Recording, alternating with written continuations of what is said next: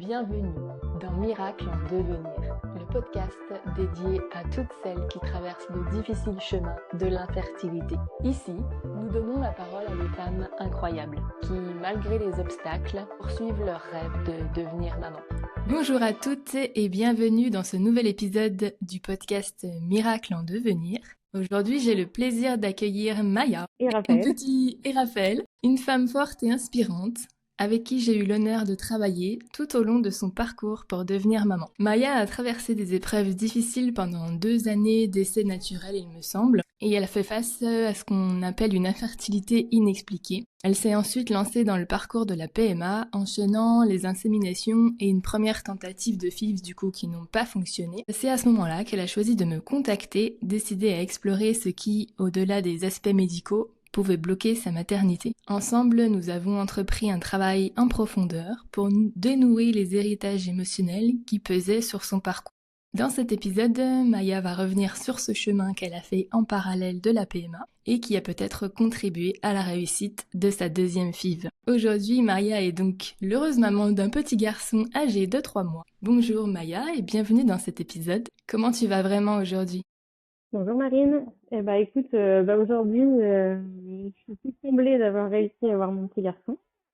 C'était un parcours du combattant.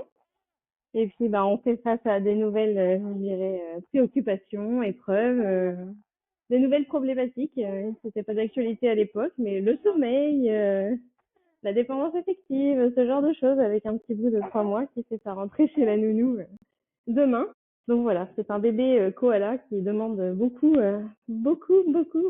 les bras. Donc on va sûrement l'entendre pendant ce podcast parce que il est jamais très loin. Est-ce que tu peux nous raconter du coup un peu ton parcours pour devenir maman, notamment sur les années que tu as vécues en essai naturel et les échecs des premières inséminations et de ta première FIV ? Oui, du coup moi j'ai rencontré mon conjoint en 2019. En 2021, on a décidé d'arrêter de se protéger parce qu'on se disait à avoir un enfant. Bon, au début, on n'a pas fait attention, on a fait comme ça venait, et puis les mois passaient, il n'y avait toujours pas de début de grossesse. Donc on a commencé, je dirais, à faire plus attention à l'ovulation, à mieux calculer les dates. Et puis lors d'un rendez-vous de suivi chez ma sage-femme pour un suivi gynécologique, on en a discuté. Et donc elle m'a fait faire des examens. Donc échographie, prise de sang, pour voir un petit peu où j'en étais d'un point de vue fertilité, dans la mesure où à l'époque j'avais 34 ans, donc j'approchais quand même de ce qu'ils appellent plus tard la grossesse gériatrique à partir de 30 ans. Et donc on a fait tous ces examens qui ont révélé à la fois le fait que j'avais un ovaire qui était légèrement atrophié et évidemment une réserve ovarienne assez basse, qui est assez classique passé 30 ans. Mais sur le coup, voilà, c'est un petit peu tombé comme une sentence, un petit peu difficile à encaisser. Mais ça nous a aussi ouvert les portes du coup de centre de la fertilité pour pouvoir initier un parcours PMA. Donc voilà pour la partie un petit peu naturelle. Et puis après, on est rentré dans le tunnel de la PMA avec une prise en charge médicale qui est principalement, c'est insémination. On a fait 3 inséminations, donc c'est des injections pour stimuler, et puis des inséminations. Et puis après, on a fait une première FIV. Donc là, les traitements hormonaux augmentent. La lourdeur aussi, parce qu'il faut faire une pression, donc une anesthésie. Il y a beaucoup, c'est vraiment hyper médicalisé. Ce qui a été un premier échec. C'est une première FIV classique. Avant d'accéder à la deuxième tentative de FIV, qui s'appelle la FIV ICSI. Donc je dirais où c'est le corps médical qui fait vraiment la sélection du meilleur ovocyte et du meilleur spermatozoïde, et c'est celle-ci qui a fonctionné. Donc voilà un petit peu le parcours médical, qui est assez frustrant malgré tout parce qu'au final on ne sait pas expliquer pourquoi ça marche pas, mais par contre on est obligé de passer pour toutes les étapes pour accéder finalement à ce qui marche le mieux. C'est beaucoup je dirais de va-et-vient, de morale, de haut et de bas, de difficultés aussi avec toutes les injections qui font qu'on n'est plus vraiment soi-même et qu'on a beaucoup de mal à maîtriser ses émotions. Donc c'était effectivement un parcours que j'avais pas pensé devoir traverser un jour. Et au niveau du coup émotionnel, psychologique? Comment ça se passait pour toi, pour ton conjoint? Alors, mon conjoint était quand même assez impliqué. C'est lui qui me faisait les injections, donc c'est vraiment quelque chose, voilà, qu'on a réussi à partager à deux. Mais après, en fait, très rapidement, je me suis sentie très frustrée d'être coincée dans juste l'avis de mon médecin à la PMA. Donc j'ai commencé à lire, à regarder, écouter des podcasts, faire des articles, m'intéresser un peu plus au sujet. Et puis je me suis rendu compte qu'en fait, c'était pas juste le médical sur lequel on pouvait influer, mais aussi tout ce qui était annexe, dont on ne nous parle pas en PMA, mais comme l'alimentation. J'ai démarré un suivi avec une nutritionniste pour voir si j'avais des carences, pour me complémenter, pour améliorer la qualité, on va dire, des ovocytes que je produisais. J'ai fait un soin Reiki et j'ai commencé à creuser la piste énergétique. Et notamment, j'ai découvert ton profil Instagram grâce à une amie qui était passée par là avant moi, qui habitait à Lyon et qui t'avait rencontré lors d'un salon et qui m'a dit, bon, bah, va voir. Si j'avais rencontré Marine plus tôt, j'aurais fait appel à elle. Et puis, effectivement, c'est comme ça que j'ai exploré aussi cette piste qui était un peu plus, je dirais, difficile à palper pour moi, parce que bah, c'est vrai que c'est difficile à expliquer quand, je Carrément. dirais, nous-mêmes, on n'est pas forcément connectés à ces énergies-là. Mais finalement, c'est hyper intéressant de venir compléter cette démarche un peu 360 degrés avec ce volet énergétique aussi. Ça a été quoi le déclic pour toi pour te dire il faut que j'aille plus loin que le parcours simplement médical classique? Bah, je dirais que sur les premières inséminations, le corps médical est toujours très optimiste, vu que c'était une infertilité inexpliquée. Il nous avait dit, il vous faudra juste un petit coup de pouce. Bah, au début, on le croit. Donc, une insémination, deux inséminations, trois inséminations, une pause avec des vacances au soleil, et une FIV à la rentrée. Bon, on y croyait que. Après l'échec de la première FIV, je me suis dit, c'est quand même pas possible. Il doit y avoir un truc qui coince quelque part, quoi. Mhm.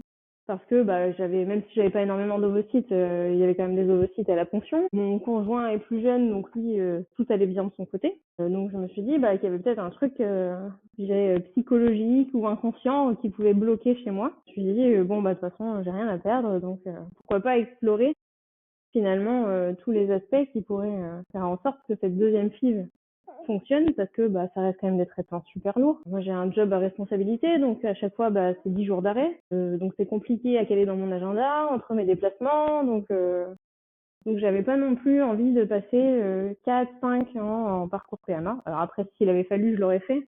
Mais bon, je me suis dit, je mets toutes les chances de mon côté et je m'ouvre les chakras le plus vite possible.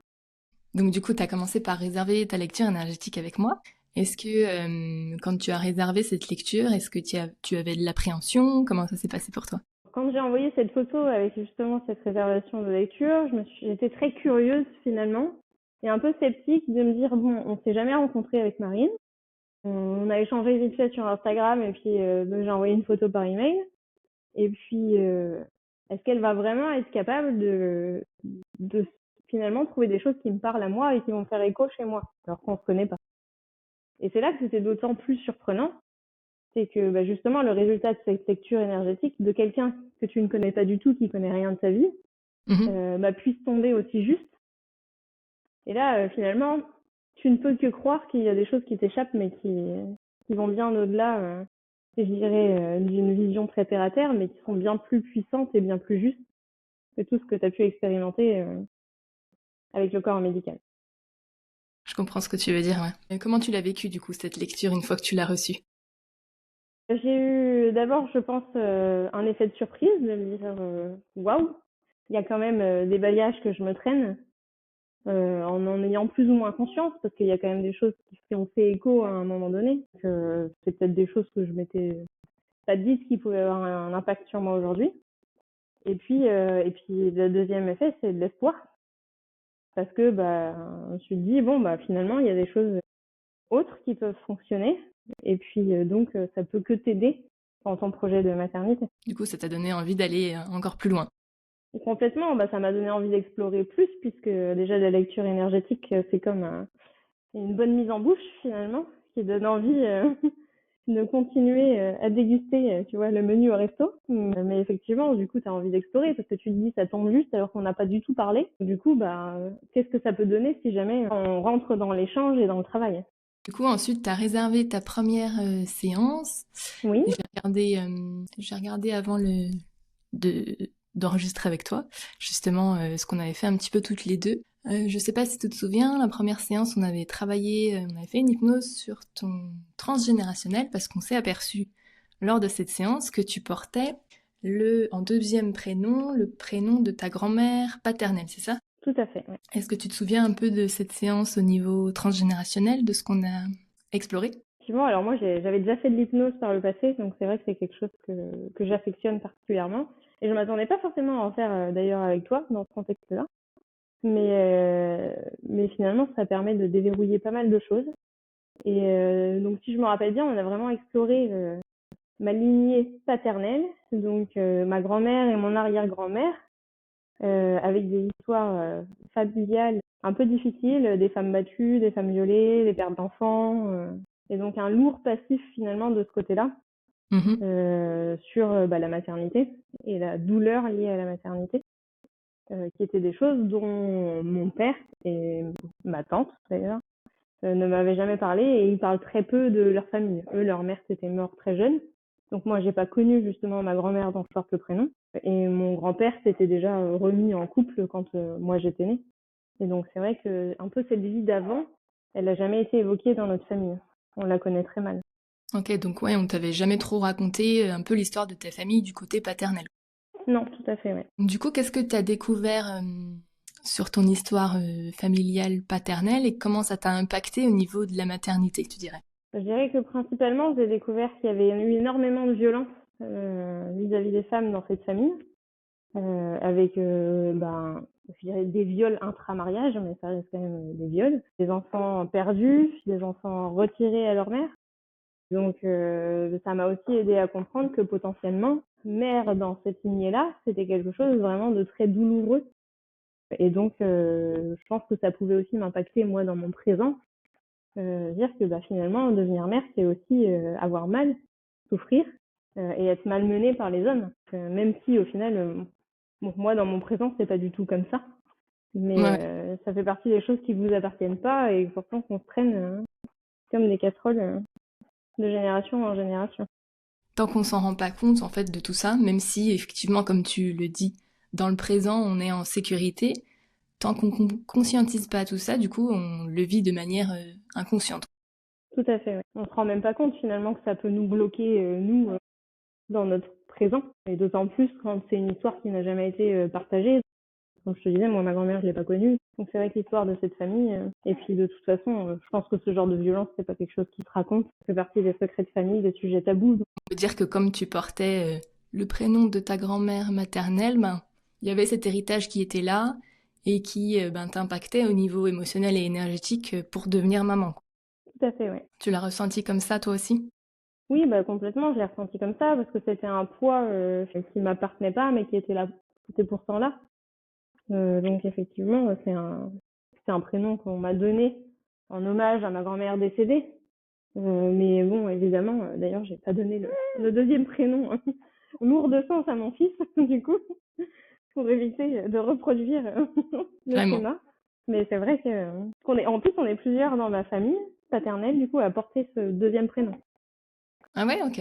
Ma cousine a le même deuxième prénom. T'as eu des difficultés pour devenir maman ou rien à voir? Non, elle, pour le coup, ça a été. Mais elle a eu d'autres difficultés relationnelles avec sa mère. Là aussi, il y a eu un énorme travail fait de son côté. Donc il y avait effectivement cette mémoire par rapport à ta grand-mère et tu m'avais dit aussi que il y avait aussi quelque chose quand ta maman était enceinte de toi vis-à-vis de ton papa. Est-ce que tu peux nous partager cette histoire-là?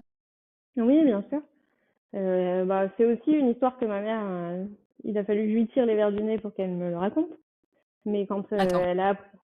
est-ce que Oui? tu lui as tiré les verres du nez du coup à ce moment-là ou est-ce que tu savais déjà avant? Non, alors j'avais eu une première discussion avec elle il y a quelques années, parce que j'avais entamé une thérapie et qu'on avait abordé le sujet de ma conception, on va dire, et de ma naissance. Ok. Mais là, j'avais jamais voulu m'en parler. Et puis, suite à notre travail, j'ai quand même lourdement insisté pour qu'elle me raconte. Et effectivement, quand elle a appris à mon père qu'elle était enceinte, alors qu'on lui avait dit à elle qu'elle ne pouvait pas avoir d'enfant. Et ben mon père est parti. Il était sûrement pas prêt, donc il a décidé à ce moment-là de partir, faire un stage, je sais pas où en Suisse. Mais en tout cas, il savait pas s'il voulait de cet enfant et puis bah du coup rester avec ma mère. Donc elle a eu un moment très difficile de savoir si elle allait pouvoir finalement me garder, m'élever seule. Et elle a appris en plus qu'elle était enceinte à 4 ou 5 mois de grossesse, très tardivement. Donc finalement, c'était déjà plié pour elle. Mais voilà, il restait la grande question de est-ce que mon père allait revenir ou pas. Donc aussi dans la grossesse de ta maman, du coup, et dans tes tout premiers instants de vie, finalement, il y a eu cette mémoire aussi qui a peut-être joué aussi dans ton devenir de maman et dans ben, ta vie personnelle, ouais. Oui, bah effectivement, sûrement ça m'a marqué un peu comme un enfant non désiré finalement, au moins d'un de mes deux parents. Mhm. Ça a forcément, je pense, laissé des traces dans ma relation à mes parents, que notamment t'en parles dans la lecture énergétique, mais le syndrome de la fille parfaite, de vouloir plaire, je pense que je me bats encore pour m'en libérer vis-à-vis de mon père. Donc, je dirais que j'ai toujours tout fait pour lui faire plaisir. Il y a sûrement des raisons à ça. Est-ce que tu te souviens d'un moment clé lors de notre travail ensemble ou quelque chose qui t'aurait vraiment marqué ou transformé? Moi, ce qui m'a vraiment marqué, c'est justement lors des moments d'hypnose, d'avoir l'impression que ces personnes, ces femmes de ma famille que j'ai pas connues étaient là près de moi, tu vois. Ah, ok. Ça m'a vraiment me dire, je les ai jamais rencontrées, je les connais pas, et pourtant, je ressens leur présence, j'ai l'impression qu'elles me font passer des messages, qu'elles me racontent une partie de leur histoire. Et ça, c'était vraiment, ouais, assez impressionnant. Et je sais pas si tu te souviens, on avait également exploré une vie antérieure dans laquelle tu avais éventuellement vécu la perte d'un enfant. Est-ce que c'est quelque chose que tu avais déjà exploré, ça? Non, pas du tout.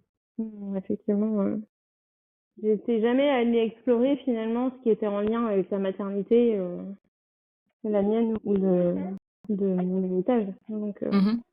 Donc effectivement, Du coup, comment cette expérience-là, elle a résonné avec ton expérience personnelle? ça permet aussi de faire un lien avec finalement peut-être un deuil que j'avais pas fait aussi des inséminations ratées, de la FIV ratée, d'accepter aussi finalement ce qui m'était arrivé et pas Mhm. juste de dire bon bah voilà, c'est le processus médical, c'est comme ça. Je pense que j'avais pas aussi pris le temps d'accueillir tu vois, mes émotions à moi dans ces échecs, parce que dans ma tête je me disais bon il y a pas eu de grossesse, donc il y a rien à digérer, alors qu'au final il y a quand même il y avait quand même des choses, et puis effectivement le pont avec le passé, c'est aussi des choses que si tu prends pas le temps de les vivre, t'as du mal à aller de l'avant, quoi. Mais comme tu dis, c'est important, même si on se dit, ben voilà, ça n'a pas marché, c'est un échec, de quand même prendre le temps de digérer ce qu'on vit au niveau émotionnel parce que ça peut impacter aussi comment on va le vivre, comment on va vivre la suite, quoi. Effectivement, complètement. Je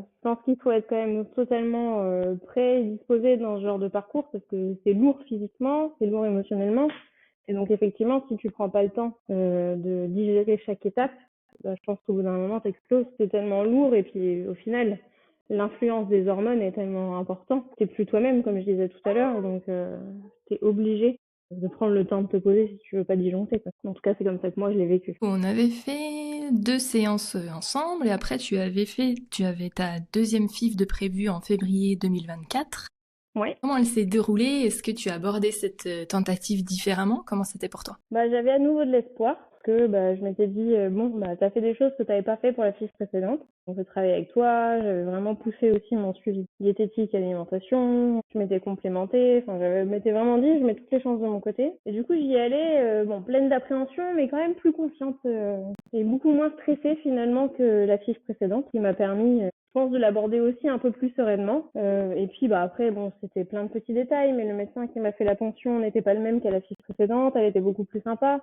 Donc ça te met aussi dans des meilleures conditions. Je dirais quand les gens qui t'entourent sont plus bienveillants, parce que ça reste quand même un petit peu l'usine dans les centres de PMA. Cette deuxième FIV a réussi. Oui. Comment tu l'as vécu et qu'est-ce que tu as ressenti? Au début, j'ai eu beaucoup de mal à le croire. Je me rappelle encore aujourd'hui. J'ai reçu, parce qu'on le sait très vite finalement, parce qu'au bout de 15 jours, on fait une prise de sang. Et donc j'ai reçu les résultats. Et pour la première fois, il y avait un chiffre et il n'y avait pas écrit négatif. Et donc, je comprenais pas ce que ça voulait dire, tu vois. Donc, j'ai appelé mon copain, on a regardé tous les deux, il m'a dit non, mais c'est bon, ça a marché. Et j'avais quand même besoin de me rassurer, donc j'ai appelé le centre de PMA pour être sûre que ça voulait dire qu'il y avait bien un début de quelque chose. Donc j'ai besoin qu'on me le dise plusieurs fois pour y croire. Et puis bah évidemment, j'étais super heureuse, je me dis que tous mes efforts aient été récompensés. Et étonnamment, j'ai pas eu trop peur de le perdre, tu vois. Que ce soit en début de grossesse ou après, j'ai eu une grossesse hyper sereine où en fait je savais qu'elle irait au bout. Tu le ressentais différemment, quoi. Oui. C'était pas comme avant, un peu. Oui, bah beaucoup, oui, comme je te dis, plus sereinement, sans appréhension. J'avais pas l'angoisse, tu vois, de me dire, bah, pourquoi ça tiendrait alors que les autres fois ça l'a pas fait. Non, c'est comme si je savais que c'était bon, quoi, c'était la bonne. Ok, trop bien. Je me souviens, moi, quand tu m'avais envoyé le message, c'était un soir, j'étais assise sur mon canapé. Tu me l'avais envoyé sur Instagram, je crois. Et tu m'avais dit que ça avait réussi et c'était un truc de dingue. Je me Bah rappelle ouais. encore, tu vois, du moment où j'étais, ce que je faisais et enfin, à chaque fois, c'est un truc de fou, de toute façon. Autant pour vous que pour moi. Moi, je reste persuadée que c'est justement ce travail parallèle au corps médical qui fait que ça a fonctionné chez moi, en tout cas. Le fait d'avoir libéré plein de choses et de m'être mis dans un autre état d'esprit, ça a complètement changé la manière dont j'ai abordé la deuxième FIV et les résultats. Après toute cette transformation intérieure, qu'est-ce que tu ressens aujourd'hui en étant maman de ce petit garçon? Moi, c'est une tempête émotionnelle, l'arrivée d'un enfant. Raphaël est né avec 3 semaines d'avance. J'étais pas du tout prête. Tout le monde m'avait dit le corps médical, ma sage-femme. Même moi, j'avais l'impression que j'irais à terme, voire plus. Que Ok. moi, ma mère m'a accouché à l'époque en Allemagne. Avec 3 semaines, le terme dépassé de 3 semaines. Donc, c'est un très gros bébé. On m'avait dit que Raphaël ferait 4 kilos à terme. Enfin, je m'étais vraiment mis dans un mood, je dirais, je vais dépasser le terme et ce sera un gros bébé. Donc, le soir où j'ai perdu les os sur le canapé, je comprenais pas trop ce qui m'arrivait. Parce que j'étais encore en pleine forme. Le midi, j'étais au resto, j'allais faire du shopping. Ah ouais. J'ai eu aucune contraction avant tout ça. Et d'ailleurs, j'en ai pas eu après, puisque en fait, j'ai perdu les os, mais le travail ne s'est jamais déclenché. Donc, je suis rentrée à la maternité et au bout de 48 heures, ils ont déclenché l'accouchement. Et puis après, bah, Raphaël est arrivé. Ça a été une arrivée un peu mouvementée. Un cordon autour du cou, détresse respiratoire. C'était un peu difficile émotionnellement à nouveau. Il est né, on l'a enlevé tout de suite pour le ventiler, l'aspirer. Et puis la deuxième nuit, il a été hospitalisé aussi en néonat parce qu'il avait une jaunisse et qu'il fallait qu'il fasse de la luminothérapie. Donc en soi, en fait, c'est que des choses que le corps médical est habitué à vivre, mais que bah toi, c'est ton premier enfant, c'est une catastrophe. Donc ça a été très dur les premiers jours et ça a été très dur finalement émotionnellement pour moi jusqu'à sa date de terme présumé. Donc les 3 semaines qui ont suivi sa naissance, j'avais beaucoup de mal à laisser quelqu'un toucher. J'avais toujours peur qu'on me le reprenne. Mhm. Et puis, bon, petit à petit, c'est rentré dans l'ordre. Il a pu passer un peu de temps avec ses grands-parents, des choses comme ça. Mais c'est vrai qu'au début, ça a été assez violent pour moi finalement. Certainement parce que bah, je m'étais pas conditionnée à ce qu'il arrive si tôt. Et puis, bah, je m'étais encore moins conditionnée à un accouchement de ce type-là, avec un travail qui ne se Carrément. déclenche pas et puis les petites aventures du début. Et puis, bah, aujourd'hui, bah, on apprend à se connaître, je dirais encore, hein, que à chaque jour, c'est des nouveaux challenges. On a eu une période très compliquée parce que bah, bébé RGO, allergie aux protéines de lait de vache. Mais bon, tant qu'on le sait pas, ça fait des bébés qui pleurent beaucoup, qui dorment pas beaucoup et qui demandent beaucoup les bras.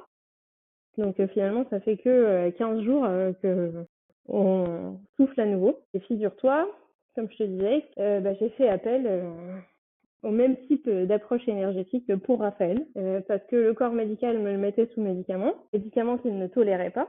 Et donc, j'ai fini par dire, bah, je vais faire comme pour moi, je vais explorer une autre approche. Il a eu le droit à 100 soins énergétiques. On a choisi un nouveau lait ensemble, donc avec cette personne. Et en 48 heures, c'était radical le changement. Incroyable. Il pleurait quasiment plus. Il a super bien accepté le changement de lait. Et à nouveau, on pouvait le poser sur son tapis d'éveil. Enfin, c'était vraiment assez incroyable. Donc ça n'a fait que me conforter. Ouais. Quand la médecine n'y arrive pas, il ne faut pas hésiter à se tourner vers d'autres approches. Comme quoi les deux sont vraiment complémentaires et jouent vraiment sur des secteurs, on va dire, très, très différents. Je sais pas si c'est le mot, mais... Oui, c'est différent et complémentaire à la fois, mais tu vois, là aussi, c'est surprenant. Je me dis, un bébé de 3 mois, bah, il avait déjà un nœud émotionnel qui ne lui appartenait pas Mhm. dans la vésicule biliaire.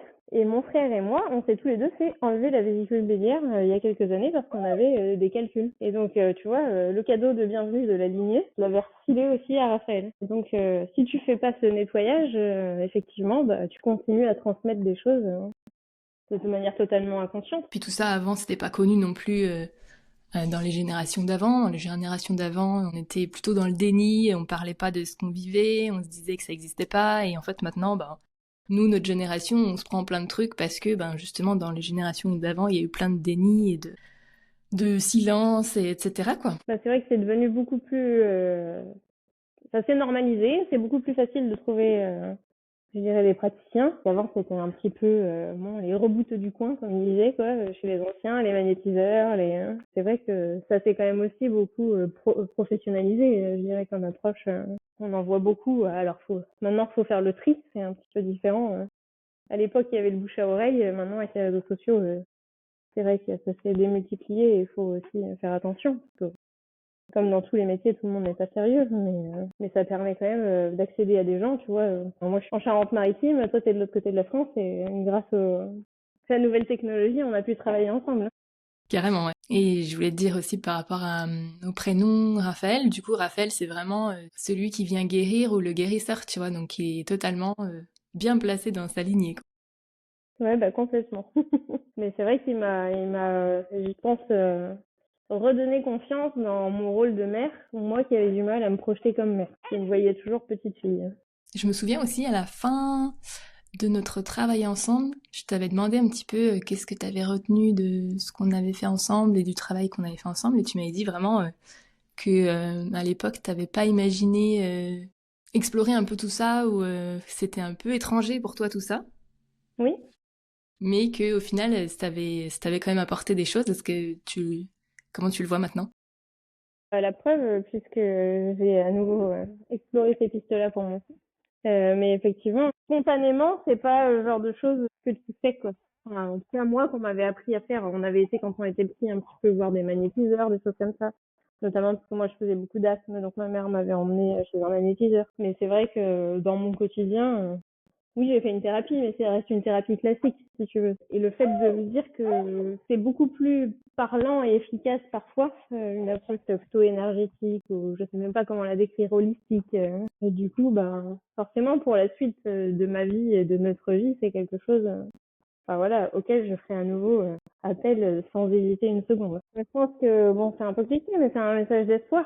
Moi, j'ai eu la chance, finalement, mon parcours PMA n'a duré que 2 ans, donc j'ai été très bien prise en charge et finalement ça a rapidement fonctionné, même si quand on est dedans, on a l'impression que c'est interminable. Je pense qu'il faut surtout pas hésiter à prendre une approche différente, à enrichir l'approche médicale qui est nécessaire par une approche 360 sur l'énergétique, sur le magnétisme, sur l'alimentation, sur même l'acupuncture. Aujourd'hui, il y a quand même tout un panel de médecine douce qui permettent à la fois de faire du bien émotionnellement aux futures mamans qui sont en difficulté à cause des hormones, et puis bah, qui peuvent permettre de débloquer des choses qu'elles ignorent elles-mêmes. Tu vois, le travail qu'on a fait ensemble, ça a mis le doigt sur des choses dont j'avais absolument pas conscience.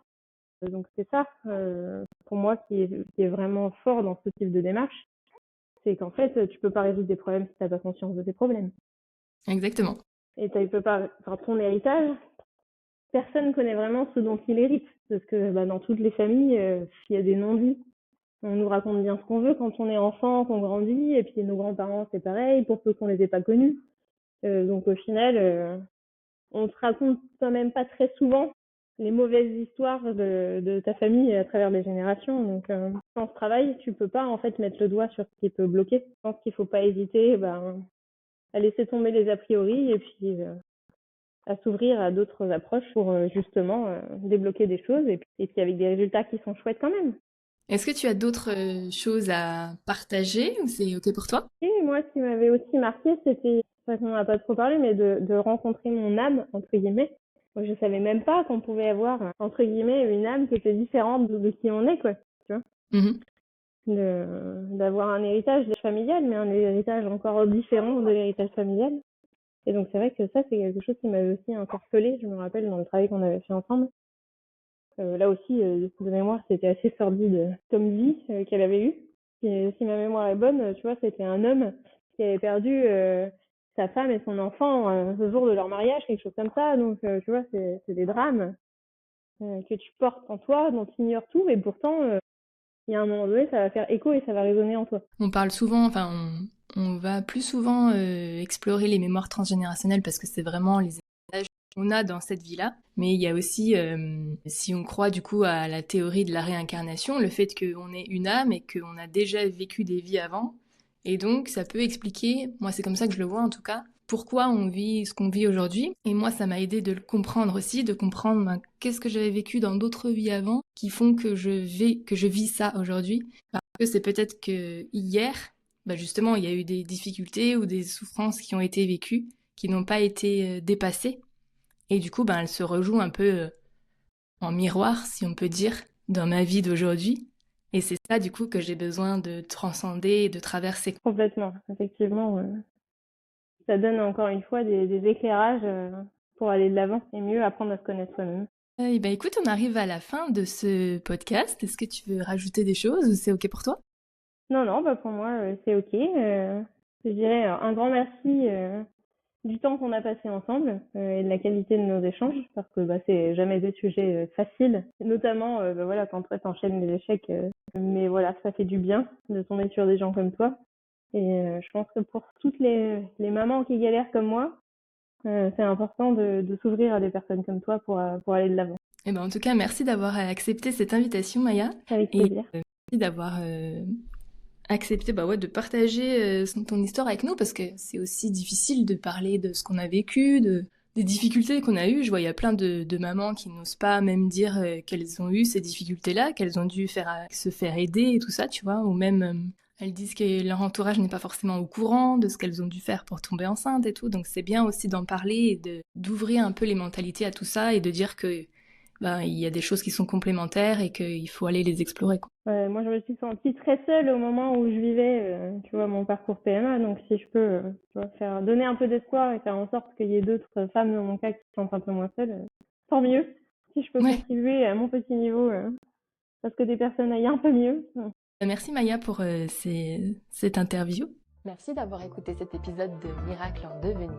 Si tu as aimé, n'hésite pas à t'abonner pour ne pas manquer les prochains épisodes. Tu peux aussi laisser une note ou un commentaire sur la plateforme de podcast que tu utilises. Cela m'aide beaucoup à faire connaître le podcast et à partager de l'espoir aux femmes qui en ont besoin. Tu peux également me retrouver sur Instagram en tapant mon nom, Marine Dauge-Brocard, pour retrouver des conseils, des partages inspirants ou pour en savoir plus sur mes accompagnements. Je publie aussi d'autres contenus en lien avec la maternité et la fertilité sur ma chaîne YouTube. Et si tu cherches du soutien dans ton propre parcours, tu peux découvrir mes accompagnements en ligne en te rendant sur mon site internet. Il te suffit pour cela de taper mon nom. Je serai ravie de t'accompagner.